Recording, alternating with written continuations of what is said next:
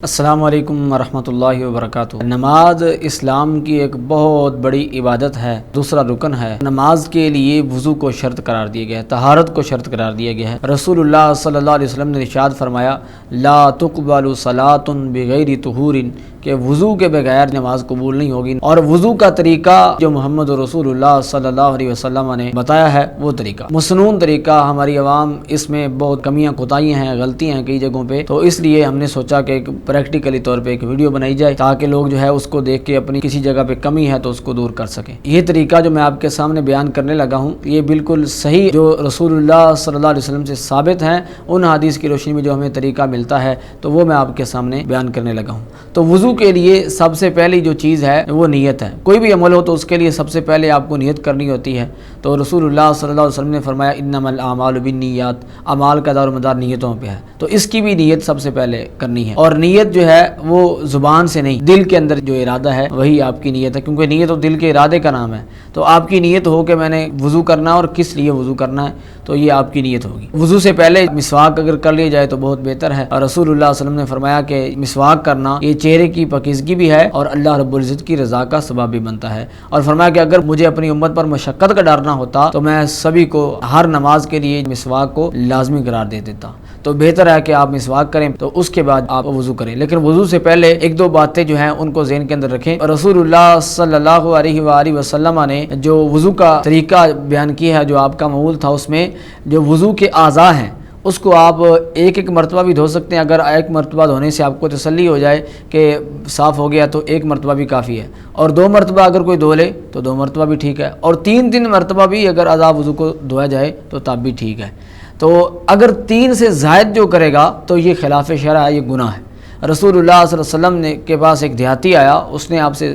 پوچھا وضو کے طریقے کے بارے میں، رسول اللہ نے اس کو بتایا اور فرمایا ہاں قدل وضو، اس طرح وضو ہے۔ اور اس کے بعد پیارے پیغمبر نے فرمایا کہ جو اس سے اضافہ کرے گا، 3 مرتبہ وضو کیا، 3 مرتبہ اعضاء کو دھویا، اس کے بعد فرمایا جو اس سے اضافہ کرے گا تو فرمایا کہ اس نے زیادتی کی اور اس نے ظلم کیا۔ تو کچھ لوگ وسوسے کے مریض ہوتے ہیں، وسوسے کا شکار ہوتے ہیں، اور وہ وضو کے اندر خیال نہیں کرتے، 3 دفعہ وہ دھوتے چلے جاتے ہیں جب تک ان کو تسلی نہیں ہوتی۔ تو ایسا کرنا یہ غلط ہے اور گناہ ہے۔ زیادہ سے زیادہ جو حد ہے وہ 3 مرتبہ آپ وضو کے اعضاء کو دھو سکتے ہیں، اس سے زائد اگر کریں گے تو یہ گناہ ہے اور شریعت کے خلاف ہے۔ اور پھر پانی کا جو استعمال ہے اس کے اندر درمیانہ، جتنا آپ کو ضرورت ہے اتنا پانی استعمال کریں، اس سے زیادہ پانی استعمال نہ کریں۔ پانی کی فضول خرچی نہیں ہونی چاہیے اور اس میں اسراف بھی نہیں ہونا چاہیے، یہ گناہ ہے۔ اگر کوئی شخص نیند سے بیدار ہوا ہے تو اب اس نے وضو کرنا ہے، تو اس سے پہلے حکم ہے کہ آج کل تو اکثر ٹوٹیوں وغیرہ کے اوپر وضو کیا جاتا ہے، لیکن اگر کسی نے برتن سے پانی لے کے وضو کرنا ہے تو اس کے لیے نبی علیہ السلام نے فرمایا کہ جب نیند سے کوئی بیدار ہو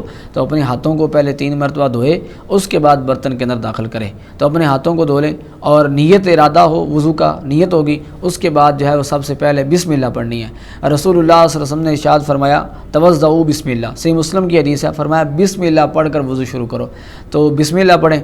بسم اللہ پڑھنے کے بعد جو ہے وہ آپ نے اپنے ہاتھوں کو جو ہے، آپ کے دونوں ہاتھ ہیں، ان کو کلائیوں تک دھونا ہے۔ تو وہ میں پہلے بتا چکا ہوں، 1 مرتبہ دھوئیں، 2 مرتبہ، 3 مرتبہ اجازت ہے، تو یہاں تک دھونا ہے۔ اور اس کے ساتھ جو انگلیوں کے پورے ہیں آپ کے، ان کو اچھی طرح سے دھونا ہے، کیونکہ انگلیوں کے پوروں کو فرمایا دھونا فطرت میں سے ہے، تو ان کو دھوئیں اور ہاتھوں کی انگلیوں کا خلال کریں اس طرح سے، اس جگہ پہ، اور یہ دائیں ہاتھ کے ساتھ بائیں کی، تو یہ آپ کے ہاتھ دھل گئے۔ اس کے بعد کلی کرنی ہے۔ تو کلی کے لیے جو صحیح بخاری کی حدیث ہے، جو رسول اللہ صلی اللہ علیہ وسلم کا معمول تھا اور جو سب سے بہترین طریقہ ہے وہ یہی کہ آپ ایک چلو پانی کا لیں اور اس کے ذریعے سے کلی بھی کریں اور اس طرح ناک کے اندر پانی بھی ڈال لیں، جس کو ہم ترجیح دے سکتے ہیں، وہ یہ طریقہ ہے۔ باقی کلی جو ہے وہ الگ، اس کے لیے الگ پانی لینا اور دوبارہ ناک کے لیے پانی لے کے کرنا، یہ بھی درست ہے، لیکن سند کے اعتبار سے صحیح سند کے ساتھ جو ثابت طریقہ اور درست زیادہ بہتر طریقہ وہی ہے کہ ایک ہی چلو کے ساتھ آپ پانی منہ کے اندر بھی ڈالیں، کلی کریں اس کے ساتھ، اور ناک کے اندر بھی پانی چڑھائیں۔ تو لوگ کہتے ہیں ایسا کیسے؟ تو ممکن ہے بھائی، بہتر طریقہ یہ ہے، باقی الگ الگ کر لیں تو وہ بھی درست ہے۔ ناک کے اندر جو پانی چڑھانا ہے اس کے اندر نبی علیہ السلام نے فرمایا وبالغ فی الاستنشاق، اس کو اندر مبالغہ کرو، تھوڑا سا کھینچو پانی کو اوپر ناک کے اندر۔ اگر کوئی بندہ نیند سے بیدار ہوا ہو تو فرمایا 3 دفعہ جو ہے نا وہ زور سے جھاڑے ناک کو۔ فرمایا کہ شیطان بندے کی جو ہے ناک کی نتنی جو ہے اس کے اندر رات بسر کرتا ہے، تو فرمایا کہ اچھی طرح سے جھاڑو ناک کو، 3 سے کم مرتبہ بھی جھاڑ سکتے ہیں، لیکن جب روزے کی حالت ہو تو اس وقت ناک کے اندر پانی چڑھانے کے اندر مبالغہ نہیں کرنا چاہیے۔ عام روٹین میں تھوڑا زیادہ مبالغہ کریں گے تو اس سے رسول اللہ نے روزے کی حالت میں منع فرمایا ہے، باقی عام روٹین کے اندر تو مبالغہ کرنے کا حکم دیا ہے۔ اس کے بعد چہرہ ہے، تو آپ پانی لیں اور اپنے چہرے، یہ جو ہے جہاں سے آپ کا پیشانی ماتھا شروع ہوتا ہے وہاں سے لے کے یہاں اور نیچے تک یہ آپ کا چہرہ ہے، تو اس کو جو ہے وہ دھوئیں، 1 مرتبہ 2 مرتبہ 3 مرتبہ جتنی سے۔ تو چہرے کو دھونے کے بعد جس شخص کی داڑھی ہے تو وہ داڑھی کا خلال کرے، تو داڑھی کا خلال پانی لیں اور اس طرح ڈالیں اور نیچے سے جو ہے وہ داڑھی کا اس طرح سے ہاتھ ڈال کے داڑھی کا خلال کیا جائے۔ اس کے بعد جو ہے اپنے ہاتھوں کو کونیوں تک دھونا ہے۔ جو اعضاء ہیں دھوتے ہوئے یاد رکھیں کہ صرف پانی ڈالنا کفایت نہیں ہے، اس کو اچھی طرح پہنچانے کے لیے ملنا چاہیے جسم کو۔ رسول اللہ صلی اللہ علیہ وسلم ملتے تھے وضو کرتے ہوئے اپنے جسم کو۔ اس کے بعد جو ہے وہ سر کا مسح ہے، تو سر کے مسح کا جو طریقہ ہے اپنے سر کے اگلے حصے سے شروع کر کے پیچھے گدی تک لے جائیں گے اور اس کے بعد دوبارہ اس کو واپس لائیں گے جہاں سے شروع کیا تھا۔ سر کا مسح کرنے کے بعد الگ پانی لینا بھی درست ہے کانوں کو مسح کرنے کے لیے، اور اگر سر کے مسح کے لیے جو پانی لیا تھا اسی کے ساتھ ہی کانوں کا مسح کر لے تو تب بھی درست ہے۔ رسول اللہ نے فرمایا الاذنان من الراس، سلسلہ صحیحہ میں حدیث موجود ہے، فرمایا کہ کان یہ سر کا حصہ ہے، تو ان کے لیے الگ پانی، اگر آپ سمجھتے ہیں کہ ہاتھ خشک ہو گئے پانی کی ضرورت ہے تو الگ پانی لے کے کانوں کا مسح کر لیں تب بھی درست ہے، اور اگر تر ہیں انگلیاں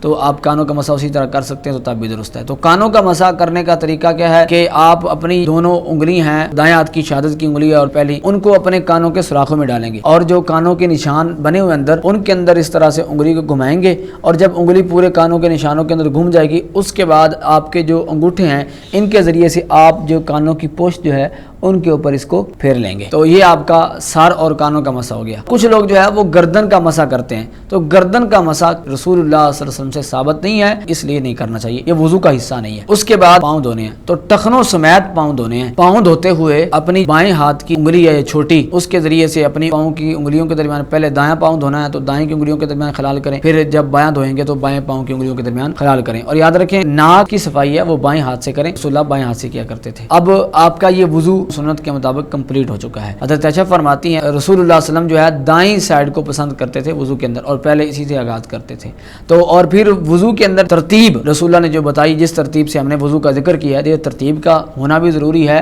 اور پے در پے وضو کرنا، یعنی کہ ایک عضو دھویا تو اس کے بعد دوسرا پھر تیسرا، یہ بھی ضروری ہے۔ اگر کوئی ترتیب کے الٹ کرے گا، ایک صحابی آئے اور اس نے اپنا چہرہ پہلے دھونا شروع کر دیا تو فرمایا اس طرح وضو نہیں ہے، پھر رسول اللہ نے اس کو طریقہ بتایا۔ تو جو طریقہ جس طرح عام ہم کرتے ہیں یہ ترتیب لازمی ہے وضو کے لیے۔ اسی طرح پھر پے در پے وضو کرنا، اگر کوئی بندہ وضو کر رہا تھا درمیان میں اس نے چھوڑ دیا اور جسم خشک ہو گیا وضو، تو اب وہ جہاں سے اس نے چھوڑا تھا دوبارہ وہیں سے شروع نہیں کرے گا بلکہ اس کو نئے سرے سے وضو کرنا پڑے گا۔ وضو کرنے کے بعد کچھ لوگ جو ہے وہ دعا پڑھتے ہیں اشہد ان لا الہ الا اللہ واشہد ان محمدا عبدہ ورسولہ، تو یہ جو دعا ہے اس کو پڑھنے کی فضیلت جو رسول اللہ نے بیان کی، فرمایا جو مسنون طریقے سے وضو کرے اس کے بعد یہ دعا پڑھے تو اس کے لیے جنت کے 8 دروازے کھول دی جاتے ہیں۔ یہ دعا پڑھتے ہوئے کچھ لوگ اپنی نگاہ کو آسمان کی طرف اٹھاتے ہیں اور اپنی انگلی جو ہے اس کو بھی آسمان کی طرف اٹھا کے اس سے اشارہ کرتے ہیں، تو ایسا کرنا رسول اللہ صلی اللہ علیہ وسلم سے ثابت نہیں ہے، کوئی بھی صحیح حدیث اس بارے میں وارد نہیں ہے، تو یہ کرنا غلط ہے۔ ایک اور چیز ہے، کچھ لوگ ہمارے معاشرے میں سمجھتے ہیں وضو اور استنجا یہ آپس میں دونوں لازم ملزوم ہیں، یعنی اگر کسی نے